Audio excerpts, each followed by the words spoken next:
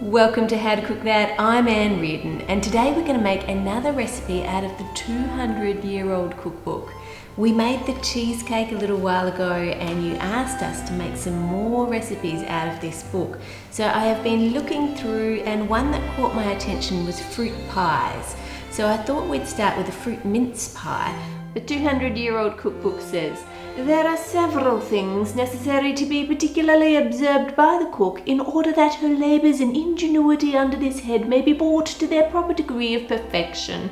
One very material consideration must be that the heat of the oven is proportioned to the nature of the article to be baked. Light paste requires a moderate oven. If it is too quick, the crust cannot rise and will therefore be burnt. If it is too slow, it will be soddened and want that delicate light brown it ought to have." In other words, preheat your oven to 180 degrees. Next, the recipe says, "Put 6 ounces of butter to 8 ounces of flour and work them together well." I'll type out all these recipes for you on the howtocookthat.net website, and there's a link to that below. Once you've rubbed the butter into the flour so it looks like this, you're ready for the next step. Then mix it up with as little water as possible so as to have a stiffish paste. I didn't know that pastry used to be called paste, did you? Well, now that we've made our paste, let's move on to the filling. Shred 3 pounds of meat very fine and chop it as small as possible. Wait a minute, I thought this recipe was under fruit pies. It is under fruit pies. Why are we adding meat to it? This is very strange, but let's just go with it. Take 2 pounds of raisins, stoned and chopped very fine, and the same quantity of currants nicely picked, washed, rubbed, and dried by the fire. I'm going to swap the fresh currants for dried ones and the dried raisins for fresh grapes. Fortunately, I don't have to seed the grapes because we have seedless varieties now. Imagine having to cut the seeds out of every one of these before you use them. Okay, what's next? Pare 1/2 pippins, core them and chop them small. Well, pippins are apples, and I'm going to make 1/4 of the recipe, so I'm not going to be using 50. Paring them just means to peel them, and core and chop are self-explanatory. What does it say next? Take 1/2 pound of fine sugar and 1/4 ounce of cloves and 2 large nutmegs and beat them all fine. Then put them all together in a large pan and mix them well together with 1/2 pint of brandy and 1/2 pint of sack. Put down close in a stone pot and it will keep good for 3 or 4 months.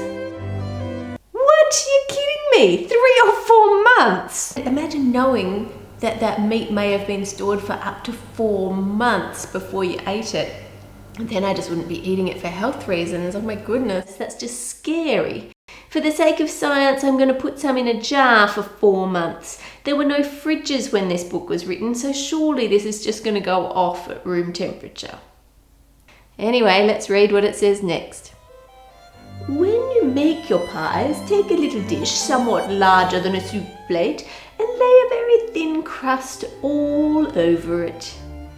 Lay a thin layer of meat, then a thin layer of citron cut very thin, then a layer of mincemeat, and a layer of orange peel cut thin, and then over that a little meat. What is with all this meat? This is supposed to be a fruit pie, not a meat pie. Then it says, squeeze half the juice of a fine Seville orange or a lemon. I have so much of this fruit mince mixture left over that I'm going to make another pie without those layers of meat and the citron, just the fruit mince that we made. And keep in mind that this is just 1/4 of the recipe. Finally it says, lay on your crust and bake it very nicely. These pies eat very fine cold. Well, it certainly looks yummy from the outside. Time for the taste test. We're going to start with the one that has the most meat in it. You might not like them.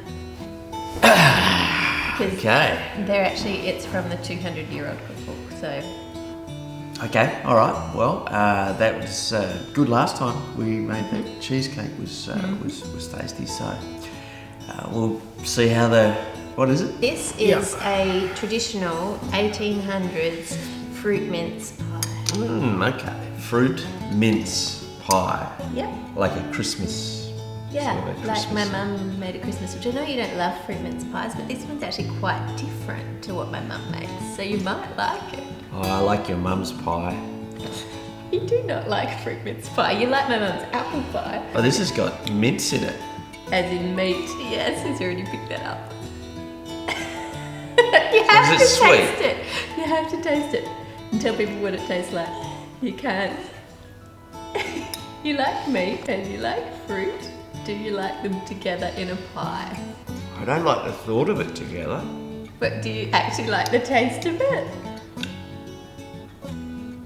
It's not bad. Really? Oh, I couldn't eat that one. I nearly spat it out. I was shuddering at the thought of it. Oh.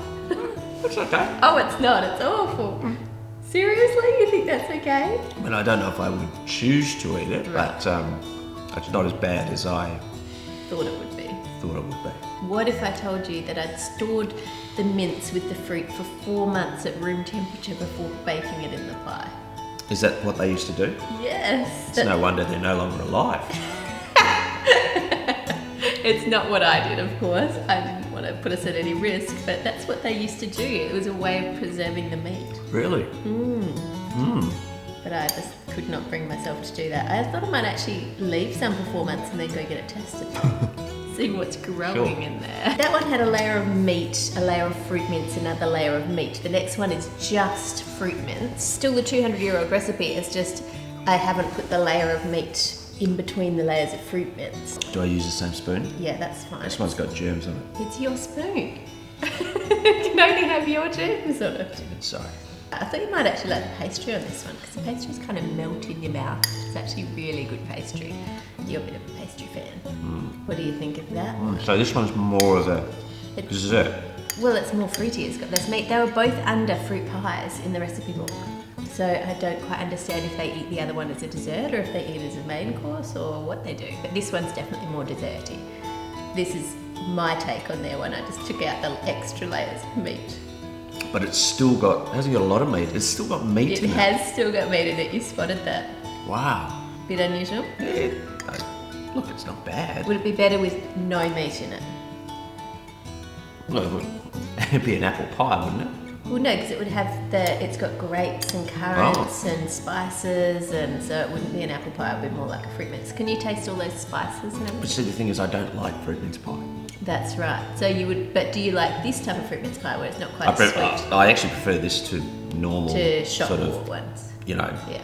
fruit mince pie, but it's just so sweet. It's So you horrendous. like homemade fruit mince, but you'd like it without the meat. Apparently so. So if I was going to make it again, just leave the meat out.